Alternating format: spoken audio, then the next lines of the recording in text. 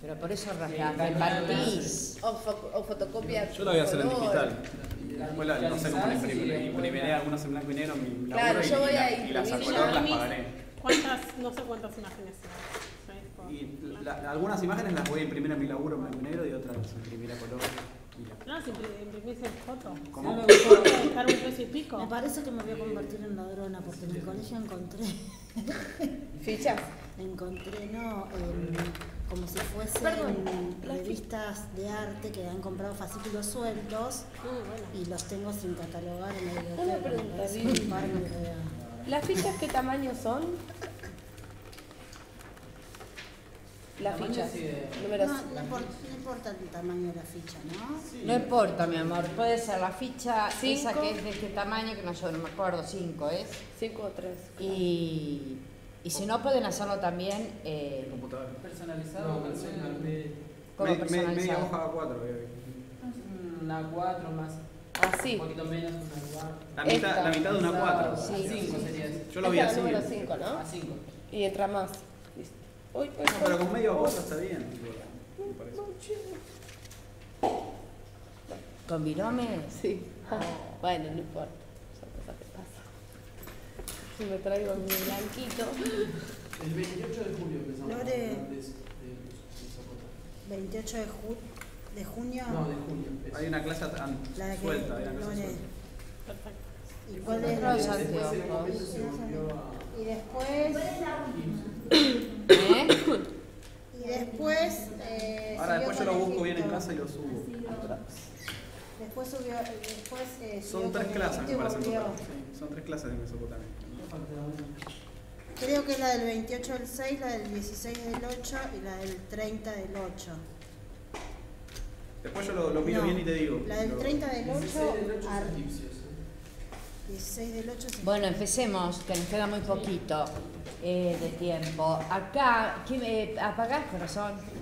Acá tenemos la entrada de los leones en Micenas, a la Ciudadela Real.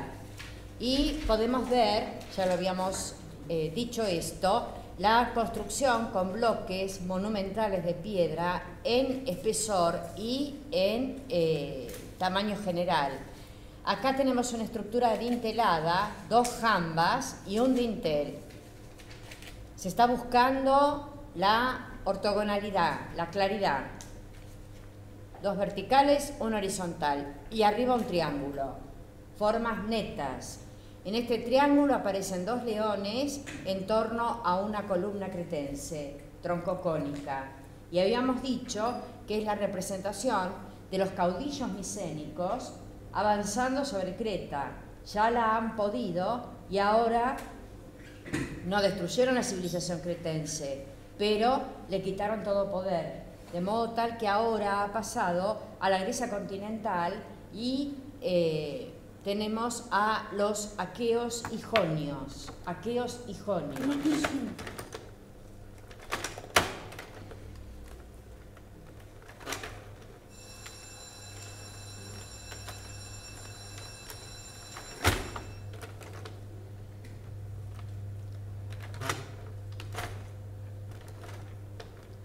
Aquí subiendo vemos la Ciudadela Real. Estas son las llamadas tumbas circulares que estaban desde tiempo muy anterior a la tumba que vamos a ver en Falsa Cúpula y son más o menos del 1600 a.C. y los micénicos, un Agamenón por ejemplo, decía que eran las tumbas de los antepasados. Acá, en esta construcción, con el tiempo va a ser de alguna manera el disparador de las bases de los templos, ya cuando podemos hablar de Grecia con mayúscula, aunque ellos son griegos ya, y es esas formas rectangulares en este sector, por ejemplo, que se llama Megaron, se reunían los caudillos en torno a una piedra central para debatir ya fueran problemas bélicos o problemas económicos. Y vemos allí en lo más alto, allá por muy abajo pasa la carretera. Y aquí podemos ver en este acercamiento las murallas. Acuérdense, Creta no tenía murallas. Esto ya está hablando de un pueblo que avanza militarmente, un pueblo guerrero, y que, por lo tanto, como él de alguna manera invadió o sojuzgó a otro pueblo, teme que le pase lo mismo. Entonces, recuerden, la figura potente del caudillo micénico a través del león. Por otra parte, las fortalezas. Estas son tumbas en anillo circular, que están todos por acá, y la piedra va tomando distintos colores. Miren allá abajo el valle, todo el terreno cultivado. En el 1400 a.C., ahí vivía la gente, como ahora. Y acá en la sobreelevación, atravesando la Puerta de los Leones, subo, hasta llegar a toda la ciudadela real. Y fíjense ustedes cómo según el día se van poniendo amarillas, azulinas, y esta construcción en anillo es de alguna manera una forma de protección. Hoy las tumbas están vacías, los restos y los objetos están en museos. Y aquí sí tenemos la tumba Tholos, T-H-O-L-O-S, tumba Tholos, en falsa cúpula. Esta es la tumba de Atreo, padre de Agamenón. Aquí podemos ver la colina. Excavo la colina y con hiladas de piedra en orden ascendente hasta acá, construyo por dentro una falsa, lo que se denomina técnicamente falsa cúpula, porque por fuera no sale, ¿se dan cuenta? Está la colina. Y tiene dos enormes parantes de piedra maciza, también con muchísimo espesor, que contienen cualquier derrame de piedra o de tierra que pueda haber. El pasillo de acceso se llama dromos, de ahí viene autódromo, por ejemplo, dromos. Y observen la entrada, un rectángulo, un triángulo. Vamos.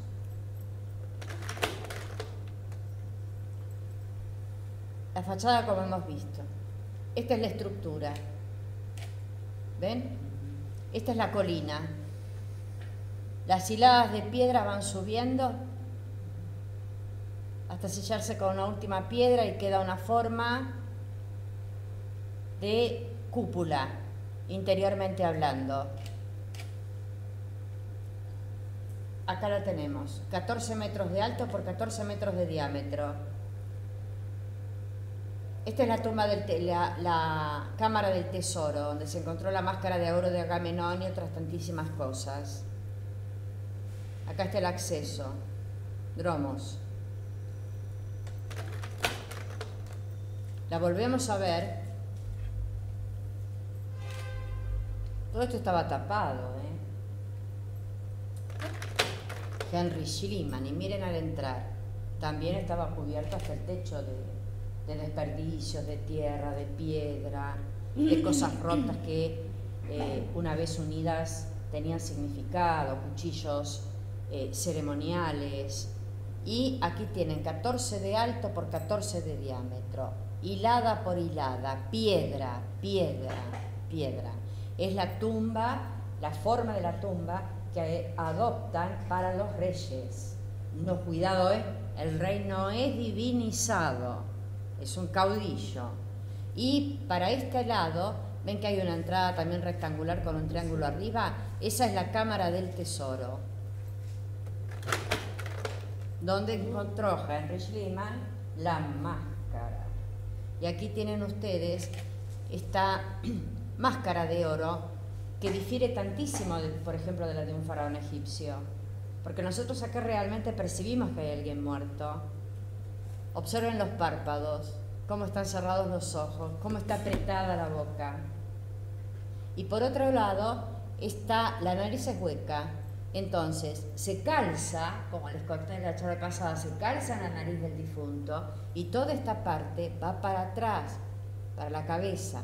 Esta parte se pega a las orejas y esta parte va bajando por el cuello, la barba. Entonces, literalmente queda la cara forrada de oro, material precioso, valioso y por otra parte con una significación de realeza, realeza. Imaginen la emoción de este hombre cuando le decía a la abuela, que se acordaba del cine donde voy a buscarlos, ese que fue a la guerra de Troya. Y aquí tenemos la vaina de un cuchillo.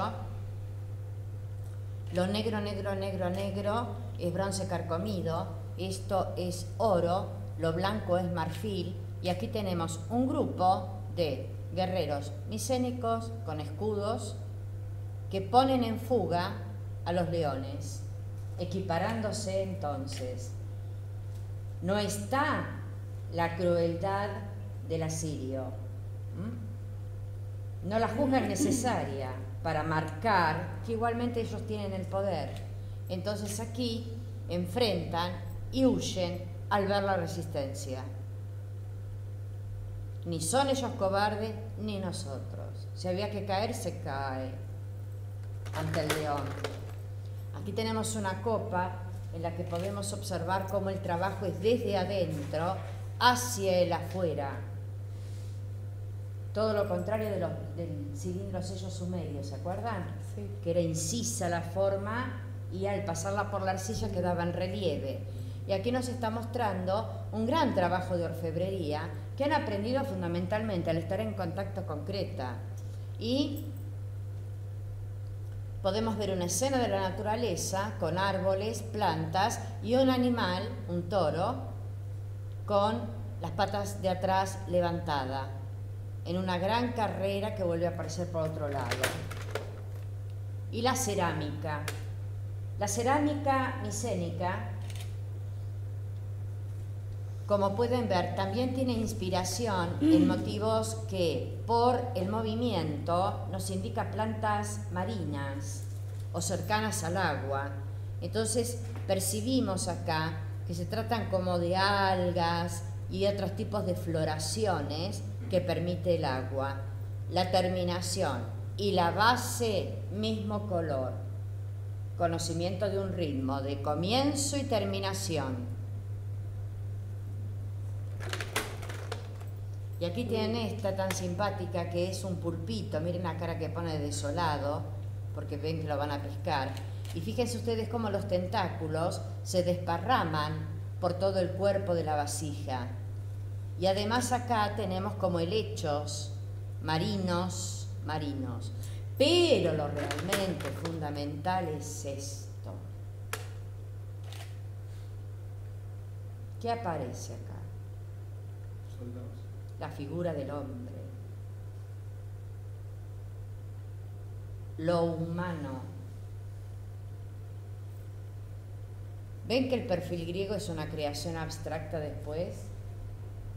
Por otro lado, la forma tan sumaria, tan sintética de hacerlos, es porque no pueden todavía hacerlo mejor. Nosotros podemos hacer síntesis después de haber hecho un análisis. Y así quedaba, por ejemplo, la impronta prehistórica con 4 rayas, con 5 rayas ya equivalía a la mano entera. Ya lo doy por supuesto porque ya sé. O puede haber una gran síntesis por el hecho de la dificultad en plasmar, por ejemplo, en este caso, una anatomía verosímil, volumétrica, etc. Eso lo van a ir alcanzando con el tiempo. Pero lo que importa es, fundamentalmente, y realmente lo más importante, la figura humana por ella misma. Entonces acá un grupo de guerreros con casco, escudo y lanza avanzan, el lugar que se le da a lo humano, que para que quedes ante los ojos de los dioses, no, porque son cosas que pasaron y yo viví. Entonces ahora vamos a hacer una comparación entre una postura teocéntrica basada en la fe y en la trascendencia y el antropocentrismo, racionalismo y representación del mundo de la nueva concepción que estamos viendo a partir de Creta, Islas Cícladas y fundamentalmente Micenas y ya luego todo el mundo griego incluido. En este caso, nosotros vemos un fragmento de la sala hipóstila del templo de Karnak, Egipto. La búsqueda de la trascendencia está a través de esa verticalidad marcadísima con columnas de 20 metros de alto, 3 metros de diámetro y por otra parte la macización del espacio terreno porque está dedicado a los dioses. Como mi rey también es Dios, él puede circular con los sacerdotes por aquí adentro. Además, se busca la estabilidad y la permanencia y un tipo de representación que aplasta la dimensión humana. Esto no es un defecto, es una elección, aplasta la dimensión humana, que te quede claro cuán grandes son los dioses en tu pequeñez. Templo para un dios, Amón. Templo para un dios, Poseidón, el dios de las aguas. Acá estamos en Atenas, en el Ágora de Atenas. El Ágora era el lugar de reunión, como un equivalente a una plaza pública en la que se reunían los ciudadanos. Cuidado que no tenemos que pensar en la democracia griega, hay que tomarla con pinzas en el sentido de que, por ejemplo, existía la esclavitud. ¿Quiénes eran los ciudadanos? Los hombres y exclusivamente griegos. Aquí tenemos el templo en el cual no es pequeño, no es pequeño de ninguna manera. Nosotros observamos acá una claridad de lectura en este sentido. Ustedes me creen porque después lo van a comprobar.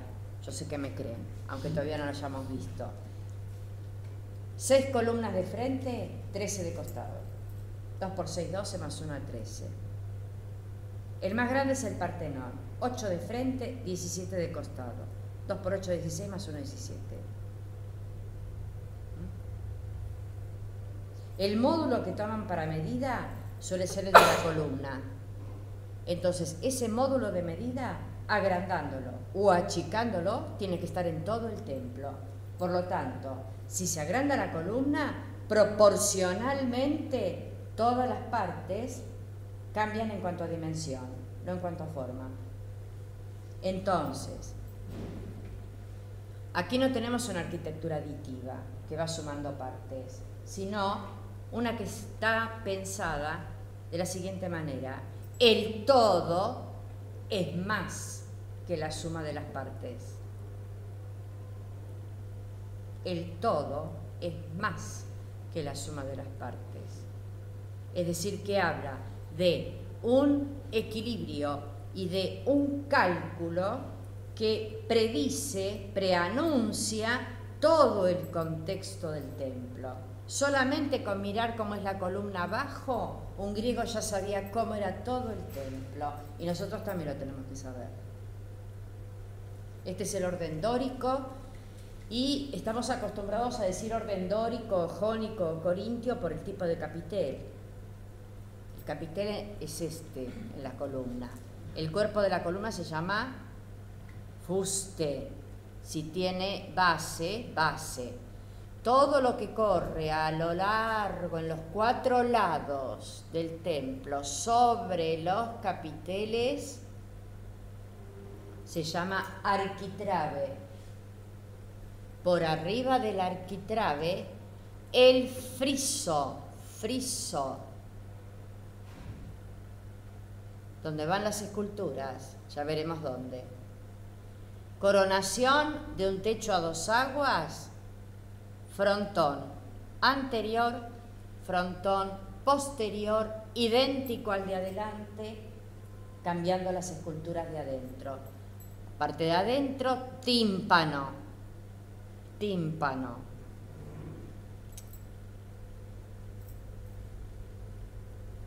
no era necesario entrar. Fundamentalmente consistían en festivales, las reuniones en festivales y en rodear al templo. Pero tampoco está prohibido por sectores de ninguna manera. Y pueden ver ustedes que hay una pared corrida, ¿ven? Una pared corrida. Bien, todo lo que es columnas en los 4 lados del templo, cuando en los 4 lados del templo tenemos columna, es un templo períptero, rodeado de columnas. Y entre las columnas y la chela o naos, nave, que es donde va la escultura del dios al que está dedicada, tenemos un breve espacio que se llama pronaos, lo que va delante de la naos, y que equivale al atrio de las iglesias después cristianas. Pero eso ya lo vamos a estudiar bien. Lo que quiero es hacer el contraste claro, que no es ni para mejor ni para peor, son posturas distintas. Aquí tenemos el maravilloso friso de los 10.000 arqueros, es persa, pertenece a lo que hemos estudiado como Mesopotamia, y observamos un andar muy sereno, exquisitas ropas, completamente distintas, pero todos absolutamente iguales, y las caras también. Entonces, al ser todos iguales, pueden ser 4 y parecen 8, porque no los trato como individualizaciones. Y acá lo que están aportando es justamente la fuerza, la exquisitez, la elegancia y la sensualidad que no invalida la combatividad de los ejércitos persas. Por otra parte, pueden ver ustedes el ojo de frente, la cara de perfil y manifiestamente una planimetría espacial.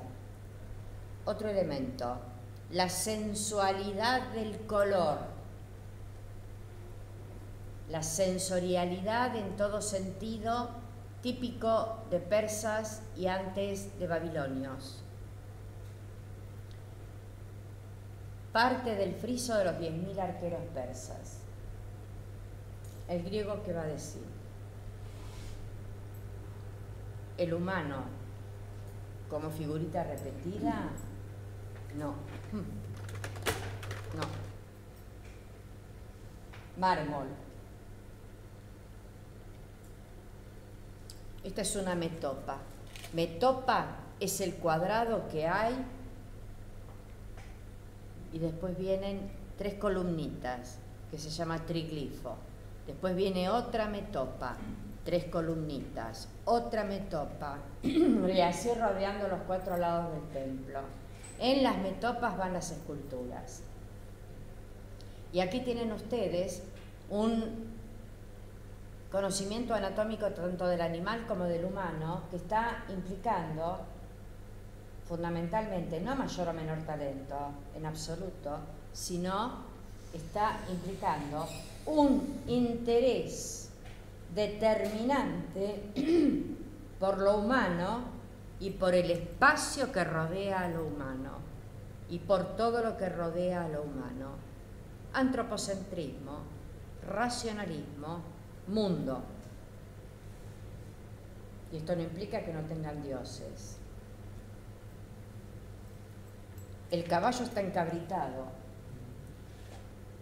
los músculos y venas y tendones muy marcados, las orejas paradas. ¿Cómo está él? Sereno. Absolutamente sereno, espalda erguida. Vemos una contracción nada más que acá. Yo por mí mismo puedo. Ese va a ser el ideal que quieran representar, no es que lo logren en la vida cotidiana todos los días. Aquí tenemos a el rey persa Darío. Darío, representado en un bloque de piedra en la ciudad de Persépolis que nosotros hemos visto, está acá mostrando que es digno de ser respetado, que es digno de gobernar, que es digno de reinar, porque por la fuerza puede destruir al monstruo. Entonces le clava un cuchillo en la cabeza y un cuchillo en el vientre. ¿Por qué decimos que es monstruo? O, si quieren, para ser más específicos en este caso, grifo, porque tiene aspectos de felino, pero tiene alas, ¿no? Y acá tiene una pelambre como si fuera la de un toro. Es decir, es un animal fantástico. Fíjense, incluso la garra, como está totalmente rebatida, para mostrar, no interesa mostrar la tridimensionalidad, sino que quede bien clarito. Pensarlo 2 veces antes de meterte conmigo. ¿Qué contesta Grecia? Porque son contemporáneos, con los persas. ¿Qué contesta Grecia? Claro. Yo gobierno, yo domino, porque pienso. Y aquí tenemos a Palas Atenea, la diosa de la inteligencia, y de la inteligencia aplicada a la táctica militar, y de la inteligencia aplicada a las artes manuales. Nació adulta y armada con casco, lanza, pectoral y escudo del cerebro de su padre Zeus, el dios que preside el Olimpo y que es el que con el rayo maneja todo lo que tenga que ver con el arriba, con el cielo. Entonces, la actitud del pensamiento. Los griegos son tremendamente belicosos, pero lo que buscan destacar justamente que como clave y característica de lo humano, lo diferenciado es el poder de pensar, la razón. Otra comparación. Aquí tenemos una figura asiria, Pazuzu, con Z las 2 veces, Pazuzu, en el que podemos ver las garras en manos y extremidades, digo bien, cuerpo humano hasta las rodillas, pero luego un entrecruce de alas y una gestualidad aterrorizadora. Me impongo por el terror. Esto era para colgar, ¿ven? Los asirios se lo colgaban del cuello. Entonces, ¿quién ve la imagen? El que tengo delante. Te das cuenta lo que te quiero decir, ¿no? Bueno, es una especie de dios. Este también es un dios. Apolo, el dios del sol y de las artes adivinatorias. Cuando están así rotos, es por depredación. Hubo civilizaciones que después dijeron, ay, son paganos, y molían las esculturas de mármol para hacer cal. O edificios enteros.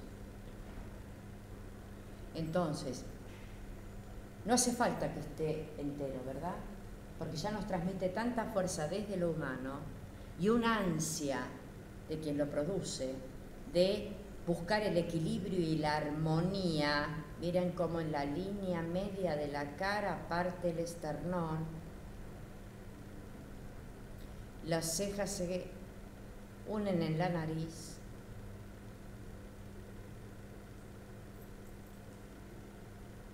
tiene todas las medidas que yo les he contado, de esta parte contenida 2 veces acá, etc. Es decir, es un arquetipo de perfección humana para representar a un Dios.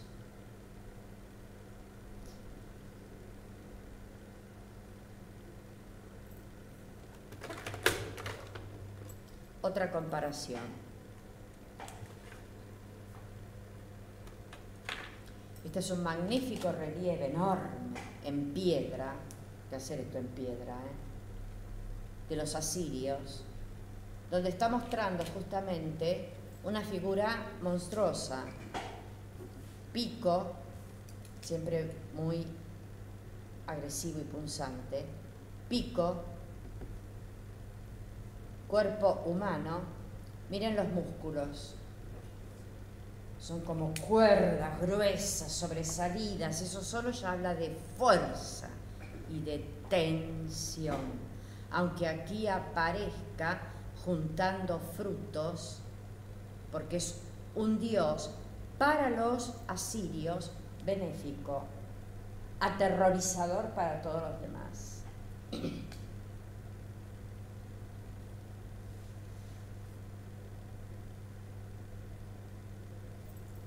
¿Cómo contesta el griego? Así.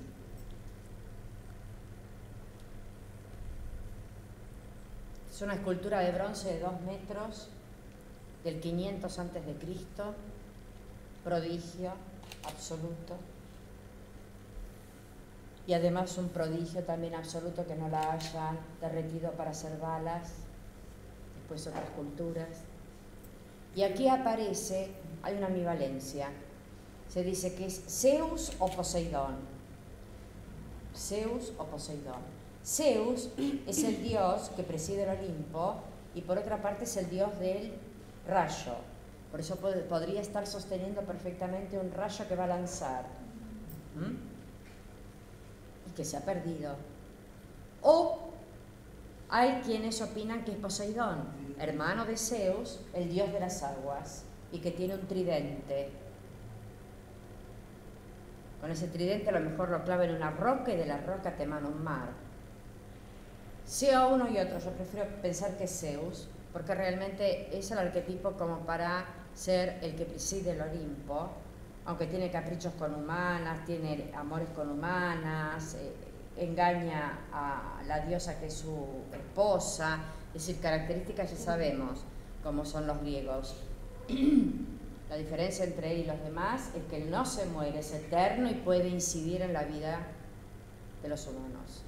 Pero su representación es absolutamente humana, con un sistema, miren qué prodigio, de peso y contrapeso, está sostenido sobre el talón y nada más, y la punta del pie.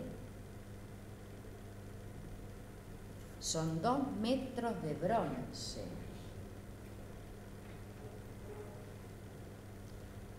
Fíjense ustedes los músculos. Miren la claridad direccional. Yo sé lo que tengo que hacer. La línea del esternón. La musculatura. ¿Ven que no son cordones? No hace falta, el poder se impone igual. Y ahí lo tienen. Ha perdido los ojos porque los griegos eran, como todos los pueblos de la antigüedad, de policromar absolutamente todo. Por ejemplo, las esculturas de bronce les daban una capa de cera con color piel, y después los ojos marrones, incrustados, ya vamos a ver un original que queda, ojos marrones o de otro color, y policromaban cabello y barba. Las tetillas, por ejemplo, ¿ven? Que acá está de color uniforme, las tetillas, como los labios, les ponían una fina lámina de cobre para que resultara más rosado. De modo tal que al ver ese prodigio sobre un pedestal, andando por la calle, 2 metros de alto, lanzando el rayo, yo siento el poder. Pero es un aspecto cercano, humano. Y solamente quien estudia lo humano a destajo, es decir, con toda profundidad, puede producir esto. Y aquí vamos a ver este proceso. No piensen que los griegos llegaron a esa cultura como de Apolo de un día para el otro. Fue todo un proceso que les costó, que vamos a estudiar. Ahora son solamente son avances que les doy. En este caso, tenemos lo que después vamos a conocer y lo vamos a reconocer perfectamente como la etapa arcaica. Ya Grecia instituida se da primero la etapa arcaica, del 700 a.C. en adelante. Búsqueda del ideal. Yo sé lo que quiero, pero no sé cómo hacerlo. Entonces podemos ver acá en esta metopa de un templo los ojos, ¿ven? Sumamente globosos. Esto no les va a gustar después. Los ojos sumamente globosos, los labios casi figurando una pequeña sonrisa, los rulos del peinado se imponen sobre el cráneo y aquí aparecen en forma totalmente frontal, pero lo que nos importa es lo siguiente. El griego paulatinamente va a ir matando el monstruo. ¿El monstruo qué significa? Todo aquello oscuro de mí mismo y de lo que me rodea, que me atemoriza porque no le puedo poner palabras y que por lo tanto ejerce un efecto destructor. El griego sistemáticamente, a través de su mitología y de sus representaciones, va a ir matándolos. Primero, atención a la gradación. Primero, Perseo, héroe griego, mata a la medusa con cabellos de serpiente, ojos que vuelven en piedra al que la mira. Mata a la medusa sin mirarla, porque si la mira aunque esté muerta, igual lo vuelve en piedra.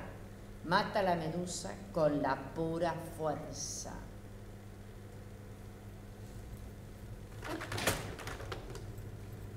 Teseo en una cerámica. Teseo conquista primero a Ariadna porque sabe que del laberinto de Creta no puede salir. Entrar sí, pero después no sale. Ariadna,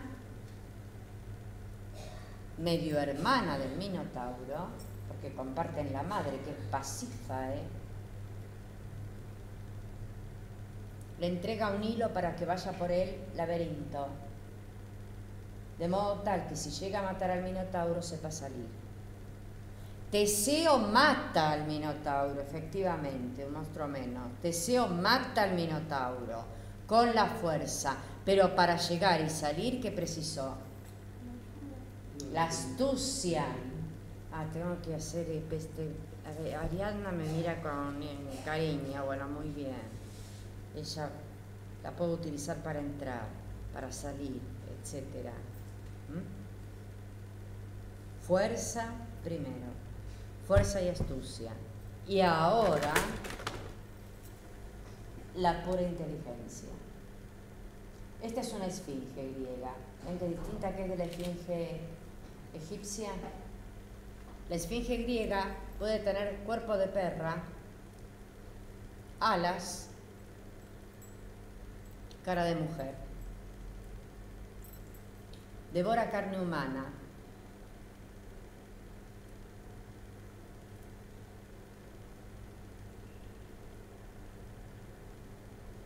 Es un ser completamente maligno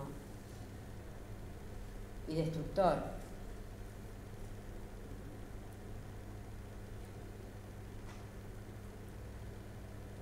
¿Y qué hace? Ella se va poniendo en distintos lugares. Por ejemplo, se puso a las puertas de Tebas. Cuidado, la Tebas griega, no la Tebas egipcia. Se puso a las puertas de Tebas. Entonces a cada uno que quiere entrar o salir le hace una pregunta. Dice, si me la sabes contestar, yo sola me tiro por el precipicio. Si no me la contestas, te devoro. De manera tal que Tebas, que era una ciudad próspera y demás, está en una decadencia absoluta porque nadie quiere entrar y nadie quiere salir para comerciar, para entrar en contacto con otras culturas, etc. es una plaga que vive. Ya veremos cuadros del siglo XIX con el mismo tema que pone a la esfinge, por ejemplo, el pintor francés Gustave Moreau, rodeado de miembros de hombres, que se los ha comido, calaveras, una pierna a medio comer, etc. Va caminando en busca de su destino, no sabe cuál es, ya veremos, que eso forma parte de un ciclo de tragedias. El joven Edipo va caminando y llega a las puertas de Tebas. Él no es de Tebas, es de otra ciudad griega, cree. Llega a las puertas de Tebas y ve a la esfinge.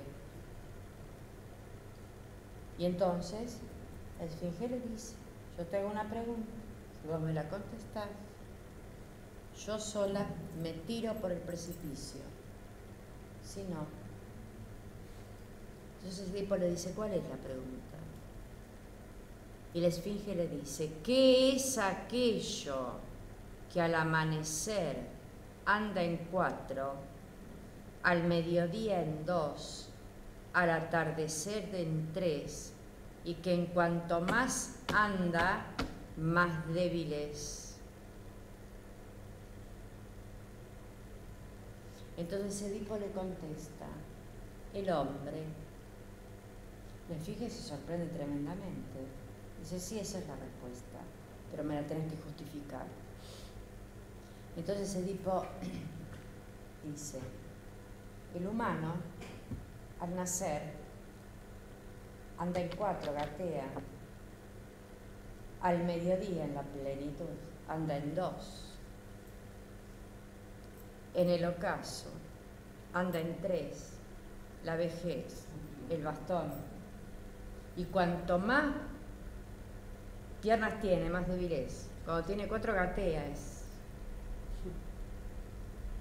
Cuando tiene 3 también está en otro grado de debilidad. Cuando tiene 2, que parece que tuviera menos cosas, eso que vos decís que es aquello, es cuando está en plenitud. Entonces la esfinge se tira por el abismo.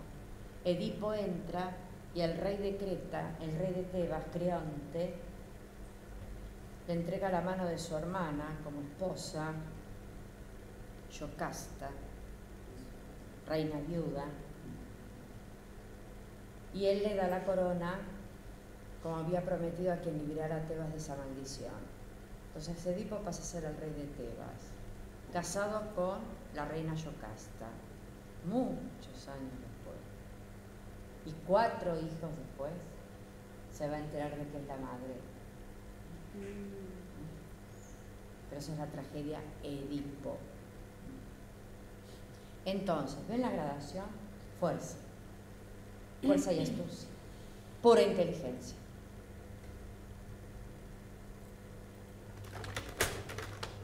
Y ahora sí. Egipto. Mesopotamia, o Mesopotamia, Egipto, como quiera. Aquí tenemos las islas Cícladas. ¡Ay, Dios! El mar Egeo. Acá tenemos Grecia. Esta parte era Micenas. Es Micenas. El Ática es lo que va a ser Atenas. Acá, donde dice Olimpo, Olympus, sí, realmente existe el monte Olimpo, tiene 9.000 metros de altura. Y para acá, en el medio del Peloponeso, tenemos a Esparta. Acá, ¿se acuerdan cuando hablábamos de Menelao y Helena? Estaban acá. Y aquí arriba estaban, ¿quién? Agamenón y Clitemnestra. 2 hermanas con 2 hermanos. Se hace la guerra de Troya. Parten acá. ¿Ven dónde dice Troy? Hoy se llama Izarlik, en la actual Turquía. Después fundaron un montón de colonias griegas. Vencen en la guerra de Troya. Vuelven a sus sitios. Son los aqueos y jonios. En el 1200 a.C. va bajando del tronco indoeuropeo una invasión racial y lingüísticamente muy parecida, pero tienen el hierro. Entonces las armas de bronce de los aqueos son de papel. Entonces ahí sobreviene lo que se da en llamar una época oscura. Muchos que se van, otros que se quedan, otros que se mezclan, otros que se matan. Entonces se va a perder durante un tiempo la representación que habíamos visto, por ejemplo, en las cerámicas micénicas de los soldados, porque justamente un pueblo nómade como era el dorio, nómade, tremendamente militarizado y completamente incivilizado, como lo había sido 2000 años antes los aqueos, pero luego tuvieron en contacto con Creta. ¿Cuántos años? Del 2000 antes de Cristo al 1400 antes de Cristo. Entonces se fueron civilizando. Y ahora ven a los que son iguales a ellos, racial y lingüísticamente, como los terribles bárbaros. Finalmente, el envoltorio y la sustancia aqueojoniadoria da como resultado gres. Ese mismo día, a las 12 de la noche del día 21 de diciembre, dijeron: griegos, ya sabemos lo que queremos hacer. No. Entonces, ¿qué va a pasar? Surge lo que... Y dejamos acá, miren, los casquitos. Este es de veras, ¿eh? Este es de veras. Cubrirse el cráneo, a este no le dio resultado. Claro. Dejar el sitio para la mirada, cubrir el tabique y luego acá la boca. En el 1200 a.C., los dorios. Entonces ahí se va a producir como primeros elementos en la confusión, etcétera, se da en llamar la etapa geométrica del año 1000 a.C. en adelante, donde claro, al haber sido nómades, no tienen un estudio ni una representación del cuerpo ni del espacio, porque se van mudando todo el tiempo. Entonces es la pura abstracción.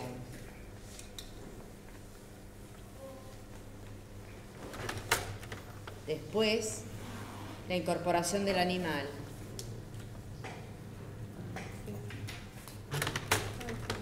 ¿Y acá qué pasó?